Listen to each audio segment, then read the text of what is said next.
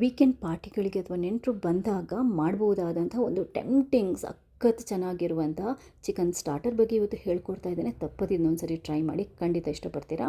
ಅರ್ಧ ಕೆ ಜಿಯಷ್ಟು ಚಿಕನನ್ನು ಕ್ಲೀನ್ ಮಾಡಿಕೊಂಡು ಸ್ವಲ್ಪ ಉಪ್ಪು, ಸ್ವಲ್ಪ ಖಾರ ಪುಡಿ, ಒಂದು ಸ್ವಲ್ಪ ಗರಂ ಮಸಾಲೆ ಎಲ್ಲ ಒಂದೊಂದು ಟೀ ಸ್ಪೂನಷ್ಟು ಹಾಕ್ಕೊಂಡಿದ್ದೇನೆ. ಸ್ವಲ್ಪ ಕಾಳು ಮೆಣಸಿನ ಪುಡಿ, ಸ್ವಲ್ಪ ಉಪ್ಪು, ಹಾಗೆಯೇ 1 ಟೀ ಸ್ಪೂನಷ್ಟು ಜಿಂಜರ್ ಗಾರ್ಲಿಕ್ ಪೇಸ್ಟ್, ಒಂದು 3-4 ಚಮಚದಷ್ಟು ಮೊಸರು ಇಷ್ಟನ್ನು ಹಾಕ್ಕೊಂಡು ಕ್ಲೀನಾಗಿ ಕೈಯಿಂದ ಮುರಿಸಿ ಅಂದರೆ ಕಲಿಸ್ಬಿಟ್ಟು ಇದನ್ನ ಒಂದು 15 ನಿಮಿಷ ಬಿಟ್ಬಿಡಿ.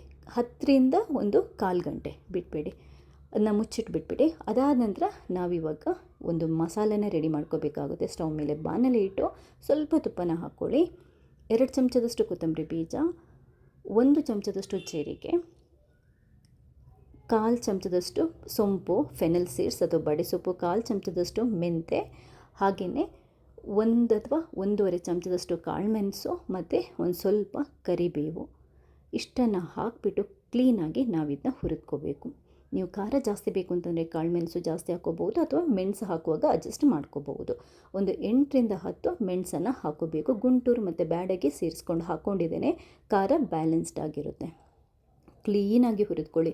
ಎಷ್ಟು ಚೆನ್ನಾಗಿ ಮೀಡಿಯಮ್ ಉರಿ ಇಟ್ಕೊಂಡು ಹುರಿದ್ಕೊತಿರೋ ಮಸಾಲ ಅಷ್ಟು ಸೂಪರ್ಬಾಗಿ ಫ್ಲೇವರ್ಡಾಗಿ ಬರುತ್ತೆ. ತಣ್ಣಗಾದ ನಂತರ ಸ್ವಲ್ಪ ತಣ್ಣಗಾದ ನಂತರ ಕ್ಲೀನಾಗಿ ಮಿಕ್ಸಿಗೆ ಹಾಕಿಬಿಟ್ಟು ಇದನ್ನು ಈ ಥರ ಪುಡಿ ಮಾಡಿಕೊಂಡು ರೆಡಿ ಇಟ್ಕೊಳ್ಳಿ. ಇವಾಗ ಸ್ಟವ್ ಮೇಲೆ ಮತ್ತೆ ಒಂದು ಬಾಣಲೆ ಇಟ್ಬಿಟ್ಟು ಉರಿಯನ್ನು ಹಚ್ಬಿಟ್ಟು ಸ್ವಲ್ಪ ತುಪ್ಪನ ಹಾಕ್ಕೊಳ್ಳಿ. 1-2 ಚಮಚದಷ್ಟು ಒಂದು ಈರುಳ್ಳಿನ ಕಟ್ ಮಾಡಿಕೊಂಡು ಹಾಕ್ಕೊಳ್ಳಿ. ಅದಾದ ನಂತರ ಈರುಳ್ಳಿನ ಚೆನ್ನಾಗಿ ಫ್ರೈ ಮಾಡಿಬಿಟ್ಟು ಈರುಳ್ಳಿ ಫ್ರೈ ಆದ ನಂತರ ನಾವು ಮುರಿಸಿಟ್ಟಿರುವಂಥ ಅಂದರೆ ಮ್ಯಾರಿನೇಟ್ ಮಾಡಿಟ್ಟಿರುವಂಥ ಚಿಕನನ್ನು ಹಾಕ್ಕೋಬೇಕಾಗುತ್ತೆ. ಅದನ್ನ ಮಿಕ್ಸ್ ಮಾಡ್ಕೊಳ್ಳಿ ಒಂದು ಸರಿ. ಅದಾದ ನಂತರ ಒಂದು ಸ್ವಲ್ಪ ಉಪ್ಪನ್ನು ಸೇರಿಸ್ಕೋಬೇಕು. ಉಪ್ಪು ನೋಡ್ಕೊಂಡು ಹಾಕ್ಕೊಳ್ಳಿ. ಯಾಕಂತಂದರೆ ನಾವು ಮ್ಯಾರಿನೇಟ್ ಮಾಡುವಾಗಲೂ ಹಾಕ್ಕೊಂಡಿದ್ವಿ. Ginger garlic ಪೇಸ್ಟಲ್ಲೂ ಉಪ್ಪಿರುತ್ತೆ. ನೋಡ್ಕೊಂಡು ಎಷ್ಟು ಬೇಕಷ್ಟು ಹಾಕ್ಕೊಂಡು ಮುಚ್ಚಿ ಒಂದು 4ರಿಂದ 5 ನಿಮಿಷ ಇದನ್ನ ಬೇಯಲಿಕ್ಕೆ ಬಿಡಬೇಕು. ನಡುವೆ ನೀವು ಅದನ್ನ ಮಿಕ್ಸ್ ಮಾಡ್ತಾ ಇರಬೇಕು. ಯಾಕಂತಂದರೆ ಕರೆಕ್ಟಾಗಿ ಇದು ಬೇಯಬೇಕು. ಒಂದು ಸರಿ ಇದು ಬೆಂದಾದ ನಂತರ ನಾವು ರೆಡಿ ಮಾಡಿಟ್ಟಿರುವಂಥ ಮಸಾಲದ ಪುಡಿ ಇರುತ್ತಲ್ವ ಅದನ್ನ ಹಾಕೋಬೇಕು. ಅದಾದ ನಂತರ ನೀವು ಇದು ತುಂಬ ಡ್ರೈ ಇರುತ್ತಲ್ವ, ಸೊ ಸ್ವಲ್ಪ ನೀರನ್ನು ನಾವು ಸೇರಿಸ್ಕೋಬೇಕಾಗುತ್ತೆ. ನೀರು ನೋಡ್ಕೊಂಡು ಹಾಕ್ಕೊಳ್ಳಿ. ಜಾಸ್ತಿ ನೀರು ಬೇಡ. ಒಂದು ಅರ್ಧ ಲೋಟದಷ್ಟು ನೀರನ್ನು ಹಾಕ್ಕೊಳ್ಳಿ. ಚಿಟಿಕೆಯಷ್ಟು ಉಪ್ಪು ಹಾಕ್ಕೊಳ್ಳಿ ಮಸಾಲಕ್ಕೆ ಬ್ಯಾಲೆನ್ಸ್ ಆಗಲಿಕ್ಕೆ.